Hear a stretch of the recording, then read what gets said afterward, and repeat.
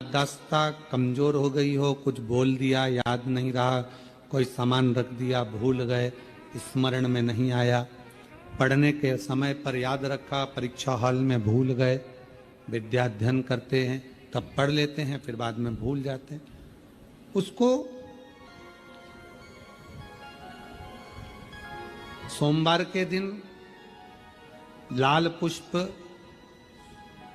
लाल चावल का दाना, बेलपत्र मां चंद्र घंटा के नाम से देवी के मंदिर में समर्पित करें, या भगवान शंकर का जो शिवलिंग है, तो जो जलाधारी है नीचे का ये शिवलिंग, ये जो जलाधारी है, इस जलाधारी में इस स्थान पर पानी अगर यहां बह रहा है तो इस स्थान पर वो लाल पुष्प, वो बेलपत्र, वो लाल चावल का दाना अवश्य समर्पित करना चाहिए। और शिव जी को एक लोटा जल या मां आद्य शक्ति जगत जननी शीतला माता को चंद्र घंटा के नाम से जल समर्पित करना। उस जल का प्रोक्षण अपने ऊपर करें। भगवान शंकर को अगर जल चढ़ाया है चंद्र घंटा माता के नाम से तो उसका आचमन करें। बच्चे का विवेक बुद्धि प्रबल होगी। जन्म लिया बच्चा, यदि डॉक्टर कहते हैं कि इसका विकास कम हो रहा है, या गर्भ में बच्चा है और उसकी धड़कन नहीं आ रही है, या गर्भस्थ बच्चा है और डॉक्टर ने कहा कि इसका शरीर बेकार है, ये अंग नहीं बना, वो अंग नहीं बना, या ये शरीर का कोई भाग नहीं बना, और ये बच्चा अंदर से कमजोर है, तो डॉक्टर का इलाज चलने दो, जांचें चलने दो, डॉक्टर जैसा जैसा बोले वैसा करो, पर साथ में उत्तर की ओर मुख कर कर दक्षिण में खड़े होकर चंद्र घंटा माता का नाम लेकर शिवजी पर 7 बार जल अर्पित करना चाहिए।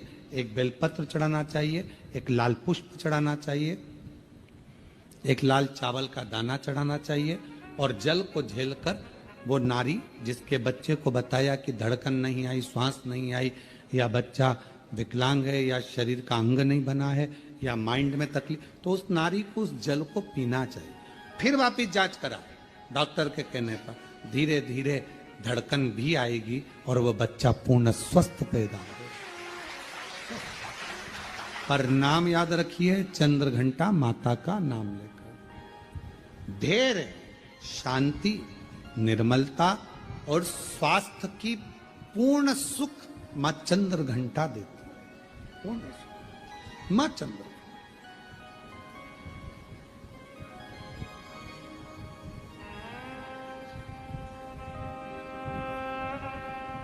शिवजी कितना विशाल रूप रखकर आए थे, विकराल रूप रखकर आए थे, पर मां स्थिर रही है।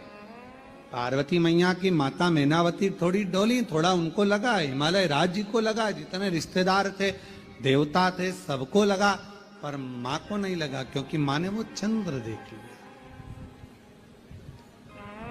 वो चंद्र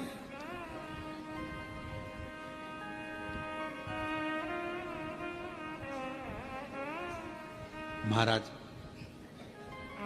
फिर मेरे भोले बाबा ने, मेरे शंकर भगवान ने, फिर मेरे शंभु ने, त्रिकालदर्शी, कैलाशी, अविनाशी भगवान शंकर ने बाद में जब देख लिया कि ये शिव जी ने जान लिया कि अब पार्वती भय नहीं खा रही हैं, शांत हैं, निर्मल हैं, तब शिव जी ने फिर आखिरी में अपने बागंबर में से पटका लेकर अपने सिर पर बांधा। आज भी मां कांगड़ा, मां चिंतपूर्णी, मां मनसा, मां करोली, मां वैष्णवरानी, मां ज्वाला, जितनी जितनी शक्तिपीठ है, सारी शक्तिपीठों में आज भी हलवे और चने का भोग लगता है। आज भी चना हलवा का भोग लगता। कोई पूछे उनसे, क्यों साहब ये चने का भोग क्यों लगता है, ये हलवे का भोग क्यों लगता है, तो गुड़ की जगह हलवा है, पर चना आज भी उसी जगह पर है। चने का भोग आज भी मां आद्य शक्ति को लगाया।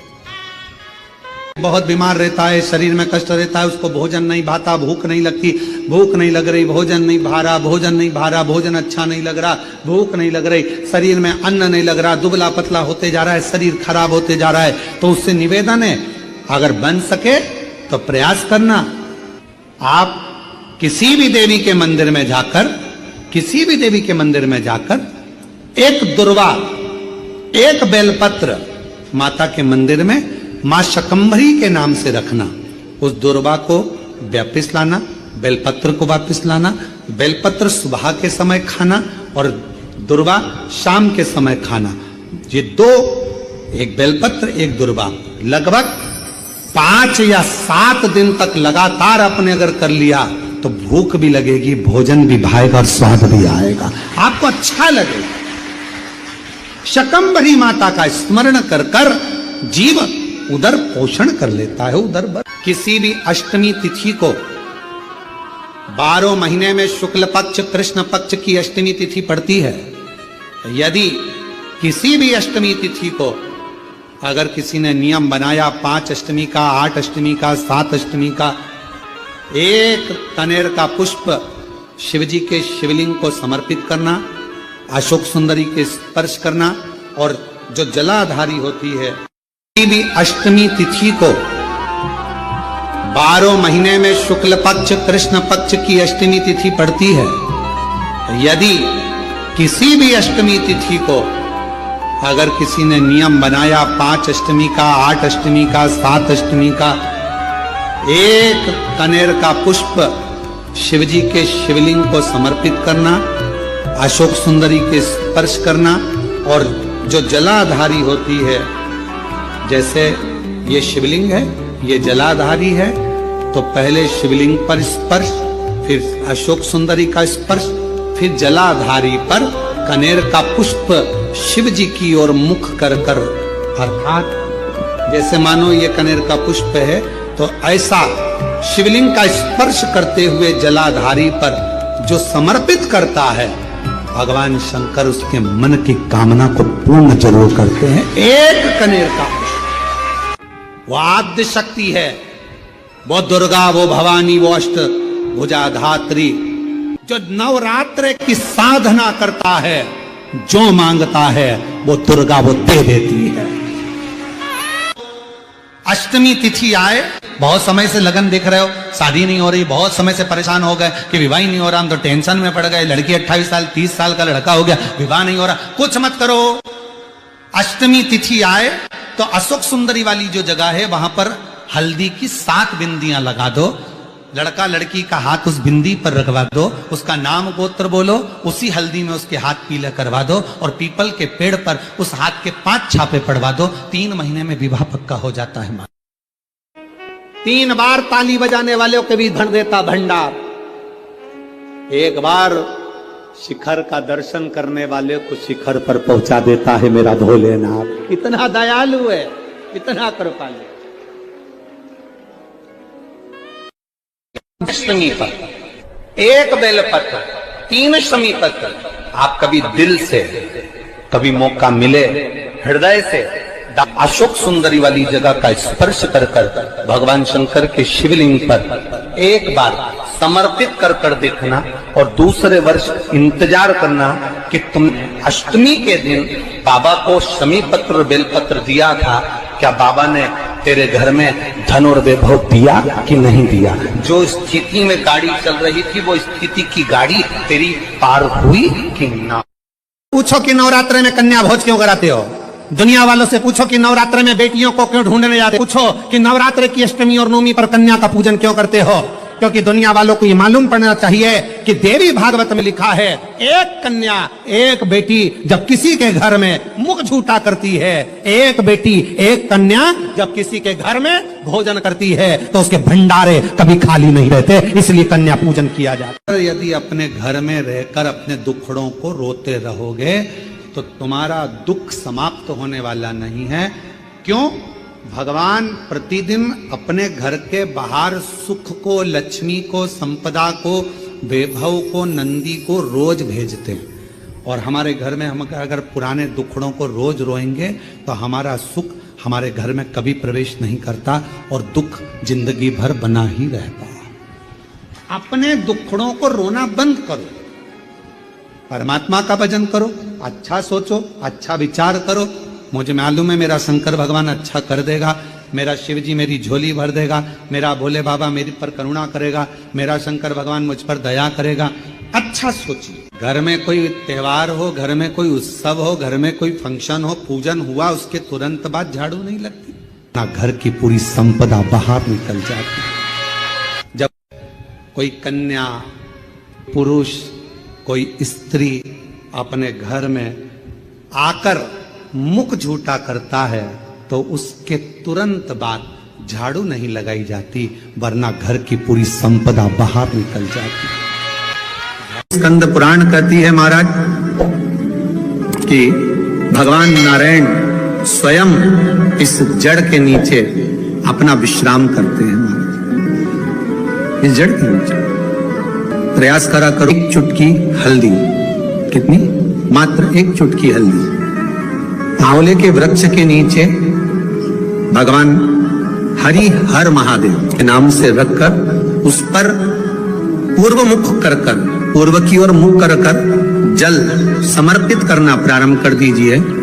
आप अगर प्रयास करेंगे अष्टमी की अष्टमी, और हमने पहले भी कथा में कहा है, ध्यान लगाकर सुनिएंगे तो स्मरण में रहेगा, पराया धन और पराई स्त्री एक दिन व्यक्ति को बर्बाद कर देंगे। पराया धन और पराई स्त्री एक दिन बर्बादी के सिरे पर ले जाकर छोड़ दे।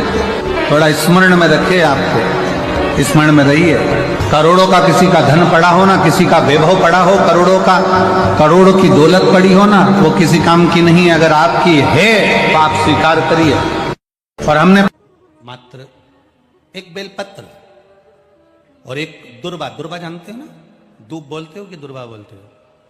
हाँ, दुर्वा बोलते ना, हरा कलर की। एक दुर्वा और एक बेलपत्र प्रयास करना जिंदगी में एक बार। जिन बेटा बेटी का मंगल विवाह नहीं हुआ हो और जिसको लगता है कि भगवान शादी हो तो ऐसी जगह हो जहां हमारा आदर हो, सम्मान हो, सत्कार हो, जहां लोग हमारा आदर करें, सम्मान करें, सत्कार करें, ऐसी जगह विवाह हो जहां आदर सम्मान मिले। एक दुर्वा, एक बेलपत्र। अष्टमी के दिन नंदीश्वर का स्पर्श कराकर, नंदी का स्पर्श कराकर, जलाधारी का स्पर्श कराकर शिवलिंग के ऊपर समर्पित कर देता है, उसको जो वर प्राप्त होता है और घर प्राप्त होता है वो अच्छा ही प्राप्त होता है। अदालत तक नहीं जाना पड़ता, तलाक तक बात नहीं पहुंचती और उसके घर में सुख और समृद्धि रहती। क्या क्या चढ़ाना है? जम के बोलो जरा। एक दुर्वा और एक बेलपत्र। जब किसी व्यक्ति के घर में एक बेटी का जन्म होता और बेटी की किलकारी, बेटी के पांव की खनक, बेटी के किलकारी पांव की खनक, बेटी के चरण जब किसी के घर के अंदर आते हैं और यदि शिव कृपा से, भगवान की करुणा से, भगवान की दया से माता पिता उस बेटी की परवरिश कर कर उसका कन्यादान अगर कर देते हैं तो उस माता पिता का भी अगला जन्म नहीं होता, वो इस जन्म और मृत्यु के प्रपंच से छूट गया। अब इससे सरल क्या हो सकता है? जरा विचार करिएगा, जरा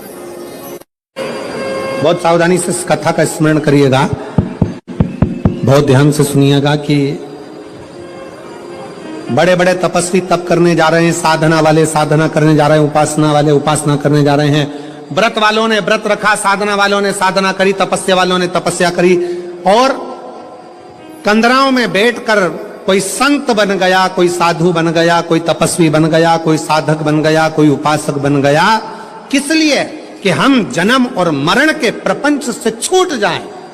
पर शंकर भगवान ने माता पार्वती की साक्षी में कात्यायन ऋषि से कहा कि जब किसी गृहस्थी के घर में एक बेटी का जन्म होता है और उस बेटी की परवरिश जब माता पिता करते हैं, बेटी के किलकारी जिसके घर में गूंजती है और बेटी के चरण जिसके घर में पड़ते हैं, और बेटी का जब कन्यादान होता है तब माता पिता फिर कोई जन्म नहीं लेते, वो माता पिता परमात्मा की शरणागति का सुख भोगते।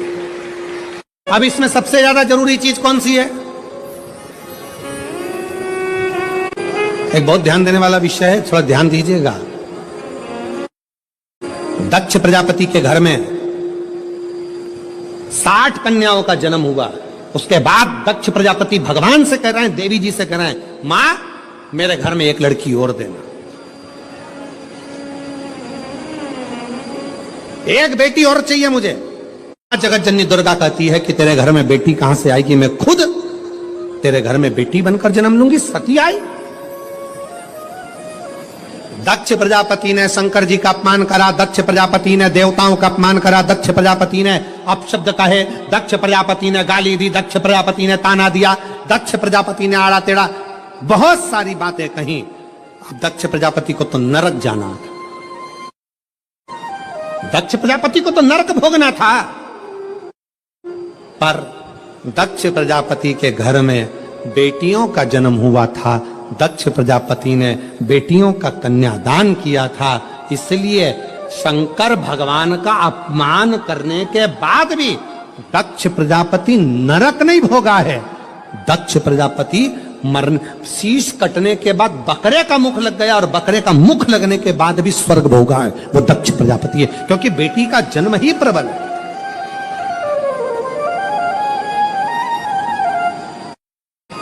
सुखी वो नहीं जिनके घर में धन की पेटी है, सुखी वो नहीं जिनके घर में धन की पेटी है, सुखी वो हैं जिनके घर में मुस्कुराती बहू और बेटी है, जिनके घर की बहुओं के चेहरे पर प्रसन्नता हो, जिनके घर की बेटियों के चेहरे पर मुस्कुराहट हो। समझ लेना कि उस घर में भले धन ना हो पर वो शंकर की कृपा उसके घर में सदा बनी हुई है, सदा।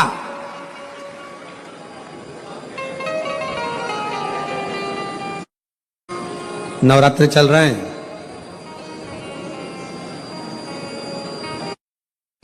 मां जगत जननी जगदम्बा से प्रार्थना करा करो कि तू मेरे घर में एक बार जरूर आना। मां प्रत्येक घर के अंदर एक बेटी का जन्म जरूर होना चाहिए।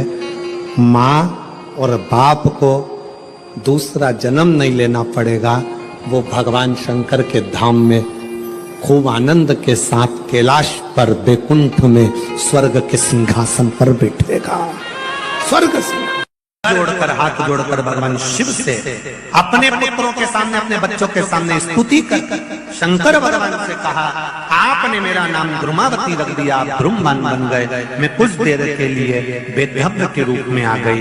पर शिव जी से पूछा कि फिर आप मुझे वापस कैसे प्राप्त हो गए, मुझे कैसे?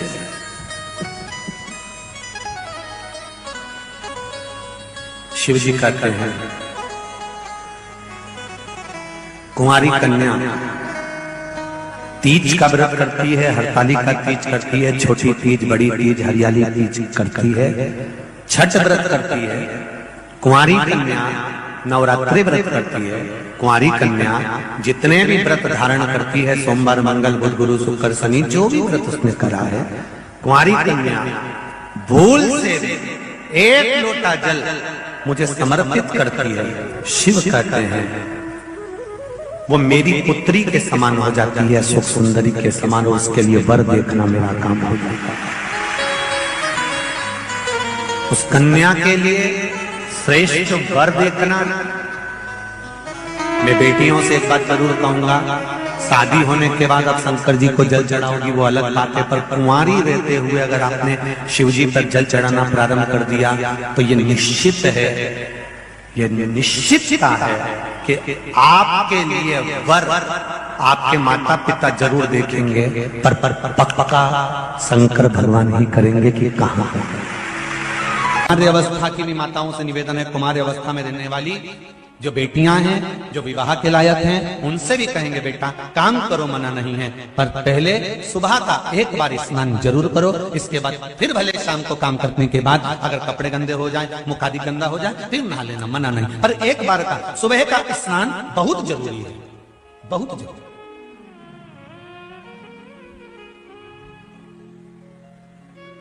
जो बेटियां दोपहर का स्नान मध्याह्न होने के बाद, भले कुंवारी हैं, शादी नहीं हुई, अगर करती हैं तो उनको भी जहां वो ब्याह कर जाती हैं वहां पर कुछ ना कुछ मानसिक टेंशन, परिवार का खटर पटर या किसी ना किसी रूप में पति पत्नी का क्लेश या पारिवारिक क्लेश को झेलना पड़ता है। और जितनी बेटियां हैं कथा को सुनना और ध्यान लगाकर देखना कि तुमने कुंवारी अवस्था में कहीं दोपहर के बाद स्नान तो नहीं करा, उस ससुराल में टेंशन चल रहा है, तो उसका कारण तुम समझना कि तुम अच्छी हो, तुम्हारे परिवार वालों ने लड़का भी अच्छा देखा, फोन पे बात भी अच्छी करी, उसने आटा डंडा करी, बापड़ा ने 4 से बाहर तो मिलने आ गया, वो घुमा के भी लाया, गुपचुप भी खिलाया, पानी पता सा चाउमीन भी खिलाया, सब खिलाया। फिर ऐसा क्या हो गया शादी के बाद कि 1-1.5 साल तक अच्छे रहे, उसके बाद तो क्लेश क्लेश क्लेश। पहले तो सास भी फोन करती थी, ससुरा भी बोलता था, सब प्रेम से बोलते, देवरानी जेठानी सब इतने अच्छे से बोलते थे। अब क्या हुआ? उसका कारण बेटियां एकांत में बैठकर सोचना कि कहीं तुमने कुंवारी अवस्था में या अपने ससुराल में कहीं पर भी मध्याह्न के बाद तो स्नान नहीं करा, उसको निकाल कर देखना, फिर सोचना हो।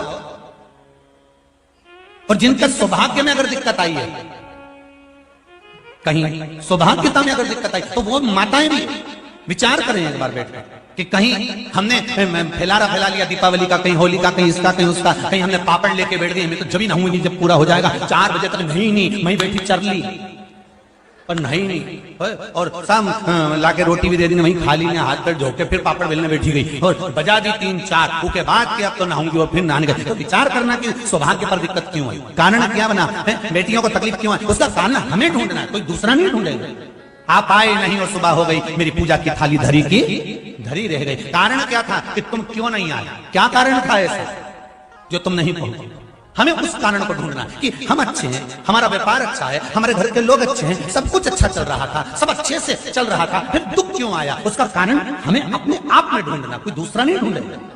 और तुम सियोर वाले महाराज जैसे ना जाने कितने महाराज के पास में घूमोगे और सबके पास जाकर पूछोगे कि महाराज बताओ, महाराज बताओ, महाराज बताओ, सब बता देंगे कि तेरे घर में वो नारियल लटका, तेरे घर में वो धागा लटका, कोई कहेगा कि तेरे को हवा लग गई, कोई कहेगा कि तेरी हवाई छूट गई। तो ये सब चीजें कहीं मालूम पड़े कि कोई चीज हो रही है, कोई ये चीज हो रही है, कोई वो चीज हो रही है, तो दुनिया के लोग कहेंगे उसने जादू कर दिया, उसने टोना कर दिया, उसने ये कर दिया, उसको ये हवा लगे, उसकी हवा छूट जावे, उसकी ये हो जावे, उसकी वो हो जावे, तो कहीं बंधन छूट रहा है, कहीं बंधन लग रहा है। तो ये सब चीजें दुनिया के लोग तुमको कह सकते हैं, पर हम पितृ दोष देख रहे हैं, वास्तु दोष देख रहे हैं, हमने ग्रह दोष देखा, पर पत्रिका में दोष देखा, पर हमने अपना दोष देखा क्या कि हमने क्या करा है। हम सारे दोष देख रहे हैं और सारी नदी में नाव का, शरीर में पाव का, और पूजन और कथा में भाव का बड़ा महत्व होता है। जो इसको समझ गया उसकी जिंदगी सार्थक हो गई। नदी में जो नाव है वो भी मंजिल तक पहुंचाने वाली है, शरीर में जो पांव हैं ये भी मंजिल तक पहुंचाने वाले हैं, और हृदय में जो कथा के प्रति या भगवान के प्रति, पूजन के प्रति जो भाव है ये भी मंजिल तक पहुंचाने वाले। इन तीनों का काम एक जैसा है।